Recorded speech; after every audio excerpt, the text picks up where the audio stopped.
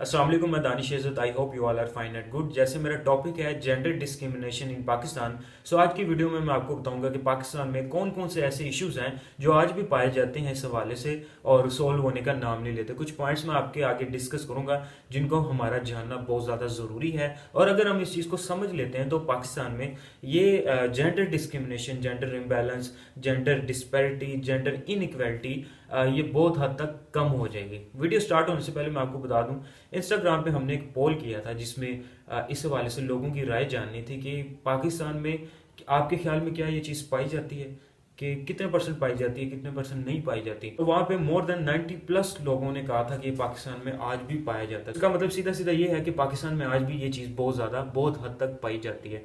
तो कुछ पॉइंट्स मैं आपके आगे आज बताता हूँ। सबसे पहले ये है कि एजुकेशन हमारे अनफॉर्चुनेटली आज भी कुछ मेंटेलिटी बहुत ज़्यादा नहीं लेकिन पाई जाती है, स्पेशली गाँव में, विलेजेस में, देहाती एरियाज में औरतों को आगे पढ़ने की इजाज़त नहीं होती, या तो इजाज़त नहीं मिलती, मिलती है तो मैट्रिक से आगे नहीं।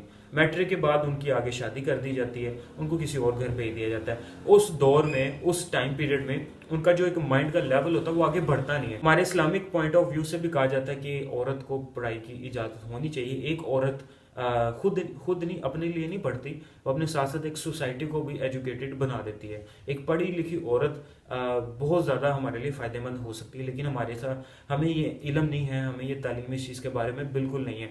आज भी कुछ जो ऐसी फीमेल्स हैं उनको इजाज़त मिली होती है आगे कॉलेजेस में जाके पढ़ने की, आगे यूनिवर्सिटीज़ में जाके पढ़ने की, तो वो इसलिए पढ़ी होती हैं कि वो बच सकें रिश्ते की वजह से, या घर में उनको काफ़ी ज़्यादा प्रेशर होता है। दूसरा जो है जी, जॉब के हवाले से, जॉब भी बिल्कुल इस तरह जिसने स्टडी का मैंने आपको पॉइंट बताया, जॉब में उनको बिल्कुल अलाउ नहीं होता। अगर अलाउ होता तो वो बेचारी मजबूरी से कर रही होती हैं कि घर को संभालना होता है, घर के बारे में मतलब उनके सर पे किसी का साया नहीं होता। उस दौर में भी उनके ऊपर बहुत ज़्यादा प्रेशर होता है अपनी सैलरी के हवाले से, अपने जॉब शेड्यूल के हवाले से। उनको तरह तरह की चीज़ें फेस करनी पड़ती हैं। फॉर एग्जांपल हरेसमेंट हो गया, बुलिंग हो गया, और स्टेरिंग हो गया, और भी बहुत ज़्यादा इस तरह की चीज़ें हैं जो कि उनको फेस करनी पड़ती हैं। दोबारा पीछे आ जाएं, आपको जो मैंने फर्स्ट बताया, स्टडी की बहुत ज़्यादा कमी होती है। जब स्टडी की कमी हो जाएगी तो उनको पता नहीं होगा कि how we protect our self, हमें अपने आप को किस तरह प्रोटेक्ट करना है, सेल्फ प्रोटेक्शन हमारी किस तरह होनी चाहिए।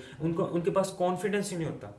एक औरत जाके कहीं जॉब कर रही है, कहीं रिसेप्शन पे बैठी हुई है, या कहीं भी वो कुछ ना कुछ कर रही है, तो उनको तरह तरह की चीज़ें फेस करनी पड़ती हैं जो हम लोगों को नहीं करनी पड़ती। तो ये इनकी एजुकेशन अच्छी होगी, इनके अंदर कॉन्फिडेंस ज़्यादा होगा, इनको पता होगा कि हमारी प्रोटेक्शन कैसे करनी। आज भी कुछ फीमेल्स हैं जिनको ये बहुत अच्छे तरीके से पता है और वो मुआशरे में बहुत अच्छे तरीके से वो रनिंग कर रही हैं। लेकिन स्टडी, जॉब, ये बहुत ज़्यादा एक अहम फैक्टर है जो कि हमारे यहाँ पे फीमेल्स में लाजमी होना चाहिए। थर्ड पे आता है प्रॉपर्टी।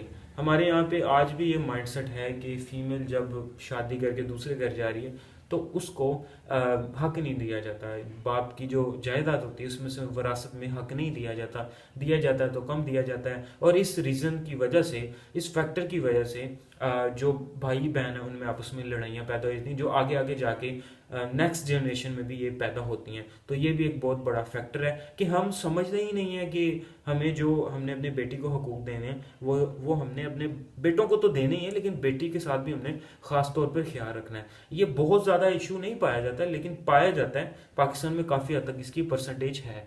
एक ऐसी जगह जहाँ मेल्स का काम है, फॉर एग्जांपल रोड पे बाइक्स हमने चलानी है, वहाँ पे अगर कोई बड़ी मुश्किल से एक फीमेल बाइक चलाती हुई आ जाती है तो सब उसको घूरने लग जाएंगे। वो ये सोचेंगे, वही बात होगी ना, इनइक्वालिटी, इम्बैलेंस, कि जो काम हम कर सकते हैं वो ये भी कर रही है, ये क्या कर रही है, ये कहाँ जा रही है, ऊपर से नीचे स्टेयर करेंगे, घूरेंगे।